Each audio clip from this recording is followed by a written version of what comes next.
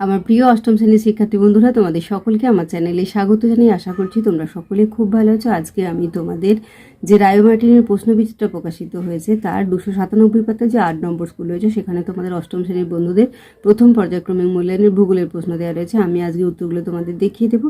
ইতিমধ্যেই যারা চ্যানেলটিকে সাবস্ক্রাইব করে নিয়েছো তাদের সকলকে অসংখ্য ধন্যবাদ জানাই। আর যারা নতুন দেখছো তারাও চ্যানেলটিকে সাবস্ক্রাইব করে নিয়ে সাথে থেকো। চলো তাহলে শুরু করছি।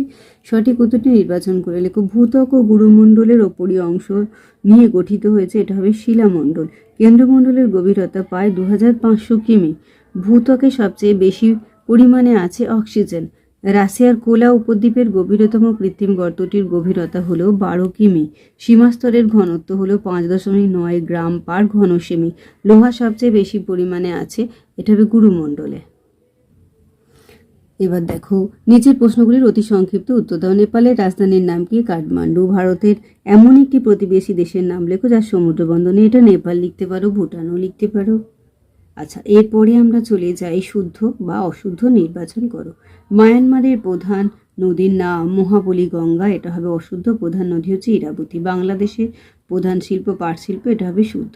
নিচের প্রশ্নগুলি সংক্ষিপ্ত উত্তর দাও। বাংলাদেশ কি কি পণ্য ভারতের রপ্তানি করে? চলো 77 পাতা একটু দেখে নিই। এই দেখো বাংলাদেশ ভারতে রপ্তানি করে, এই দেখো মোটর গাড়ি, ওষুধ, চিনি, যন্ত্রপাতি, কয়লা, ইস্পাত, শস্যবীজ, ইমারতি দ্রব্য ইত্যাদি। পরেরটা হচ্ছে সার্ক কি? চলো এটা 74 পাতায় দেখে নিই। এই যে ভারত থেকে লেনদেন পর্যন্ত লিখবে। এরপরে তিনেরটা দেখো নেপালের পর্যটন শিল্প সম্পর্কে আলোচনা করে, 75 পাতায় আছে। চলো দেখে নিই। এই যে দেখো নেপালের পর্যটন শিল্প, এখানটা সবটা লিখে দেবে। চারের দাগেও নিচের প্রশ্নগুলি সংক্ষিপ্ত ব্যাখ্যামূলক উত্তর দাও। পাত সঞ্চালন আমরা বুঝতে পারি না কেন? এটা রায় মার্টিন থেকে একটু দেখে নাও।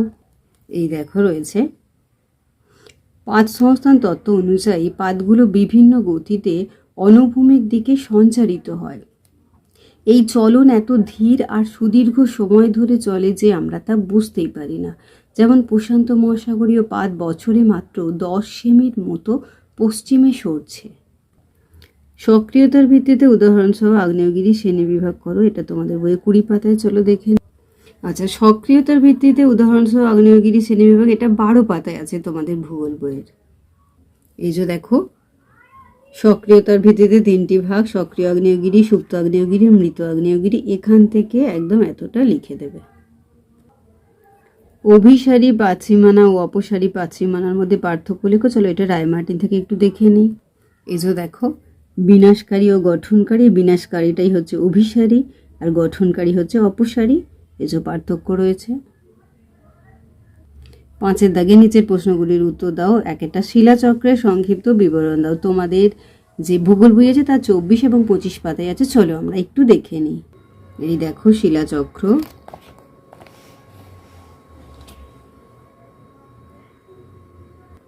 এই যে এতটা লিখবে। পাললিক শিলার বৈশিষ্ট্যগুলি লেখো তোমাদের ভূগোল বইয়ে। চলো 21 পাতায় আমরা দেখে নিই। এই যে দেখো পাললিক শিলার বৈশিষ্ট্য। পরের প্রশ্ন দেখো রূপান্তরিত শিলার বিশেষত্ব উল্লেখ করো, এটা 23 পাতায় আছে তোমাদের ভূগোল বইয়ের। এই যে দেখে নাও।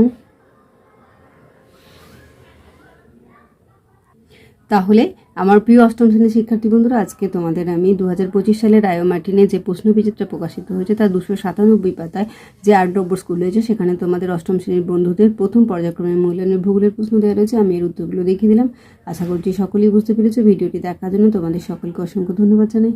ভালো লাগলে লাইক করো, কমেন্ট করো, বন্ধুদের মধ্যে শেয়ার করো এবং আগামী দিনে নতুন নতুন ক্লাসগুলো পাওয়ার জন্য অবশ্যই চ্যানেলটিকে সাবস্ক্রাইব করে নিয়ে সাথে থেকো। তোমরা সকলেই খুব ভালো থেকো।